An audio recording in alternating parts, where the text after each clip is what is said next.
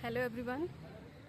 आज मैं आपको बहुत ही इम्पोर्टेंट और बहुत बेसिक, आप सबको पता होना चाहिए अपने देश के बारे में, वो 4 पॉइंट्स बताऊंगी। ठीक है, आपको पता है हमारा जो देश है उसका सबसे नॉर्दर्न बिंदु कौन सा है, या सबसे उत्तरी बिंदु कौन सा है, सबसे दक्षिणी बिंदु कौन सा है, सबसे पश्चिमी बिंदु कौन सा है, पूर्वी बिंदु कौन सा है ना।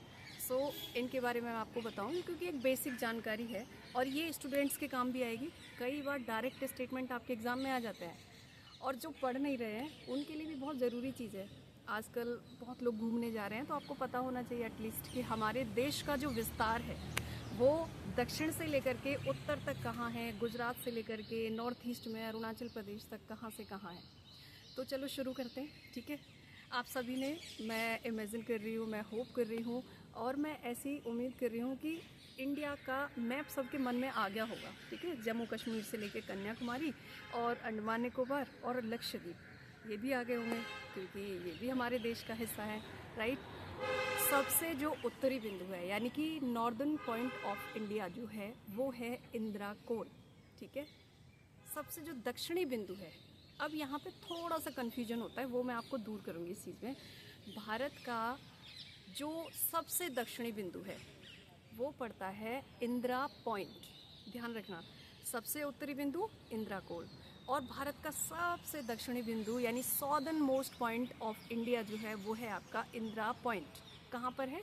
ग्रेट निकोबार। और ग्रेट निकोबार कहाँ पर है? अंडमान एंड निकोबार जो आइलैंड है, बहुत सुंदर आइलैंड है। ठीक है, अगर आप में से कोई कभी घूमने गया है तो मुझे कमेंट सेक्शन में आप लोग ज़रूर बताना, बहुत ही सुंदर आइलैंड है। आपने वहाँ पे जनजातियों के बारे में सुना होगा, जैसे शोम्पेन ट्राइब है वहाँ पर रहती है, जारवा ट्राइब वहाँ पर रहती है, सेंटिनल ट्राइब वहाँ पर रहती है। तो अभी भी वो मेन स्ट्रीम में है, मेन स्ट्रीम में नहीं आए हैं। और जो शोम्पेन ट्राइब है उसने फर्स्ट टाइम वोट किया है। अगर आप लोग इस बात से परिचित हैं तो भी मुझे बताइए, परिचित नहीं है तो आपके पास ये जानकारी पहुँच रही है। ठीक है, अब बात करते हैं कन्याकुमारी की। बहुत सारे लोगों को पता होगा कि भाई हमारे तो देश में सबसे दक्षिण में तमिलनाडु कन्याकुमारी पड़ता है, तो आप ग्रेट निकोबार में इंदिरा पॉइंट क्यों बता रहे हो? कन्याकुमारी भी हमारे देश की मुख्य भूमि का यानी कि मेन लैंड का दक्षिणी बिंदु है। ठीक है, सबसे उत्तरी बिंदु इंदिरा कोल, सबसे दक्षिणी बिंदु इंदिरा पॉइंट ग्रेट निकोबार में, और भारत की मुख्य भूमि का जो दक्षिणी बिंदु है, सॉदर्न पॉइंट है, वो है कन्याकुमारी जो पड़ता है आपका तमिलनाडु में। अब आते हैं गुजरात की तरफ, वेस्ट की तरफ। तो वेस्ट में पड़ता है गोहार माता, जिसे गोहार मोती भी बोलते हैं, ये पड़ता है गुजरात में। और गुजरात में गिर नेशनल पार्क जो बहुत फेमस है, और किस चीज़ के लिए फेमस है? एशियाटिक लाइन्स के लिए, यानी कि एशियाई शेरों के लिए। ठीक है, और अब जब हम चलेंगे नॉर्थ ईस्ट की तरफ, राइट, तो बहुत ही ज़्यादा बायोडाइवर्सिटी है नॉर्थ ईस्ट में। जब हम नॉर्थ ईस्ट में जाते हैं तो सबसे जो पूर्वी बिंदु है भारत का, जो विस्तार है उत्तर पूर्व की तरफ, नॉर्थ ईस्ट की तरफ, वो पड़ता है किबिथू। किबिथू एक गांव है और ये पड़ता है अरुणाचल प्रदेश में। ठीक है, ये आपके पास मोस्ट इम्पॉर्टेंट पॉइंट्स थे। मैं एक मिनट क्विकली रिवाइज कर देती हूँ। Northern point Indira Col, southern most point of India Indira Point, और भारत की मुख्य भूमि का जो दक्षिणी बिंदु है वो है आपका कन्याकुमारी। पश्चिमी बिंदु पड़ता है ग्वाहार माथा या ग्वाहार मोती, और जो आपका पूर्वी बिंदु है वो पड़ता है किबिथू जो पड़ता है अरुणाचल प्रदेश में।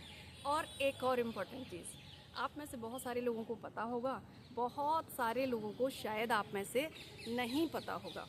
तो जिनको नहीं पता है उनको मैं बता रही हूँ, हमारे देश में सबसे पहली जो सूर्य की किरण आती है, सबसे पहले जो सूर्य चमकता है वो किबिथू में ही चमकता है। ठीक है, थैंक यू सो मच। अगर आपको ये इन्फॉर्मेशन अच्छी लगी हो तो मुझे कमेंट सेक्शन में ज़रूर बताइएगा।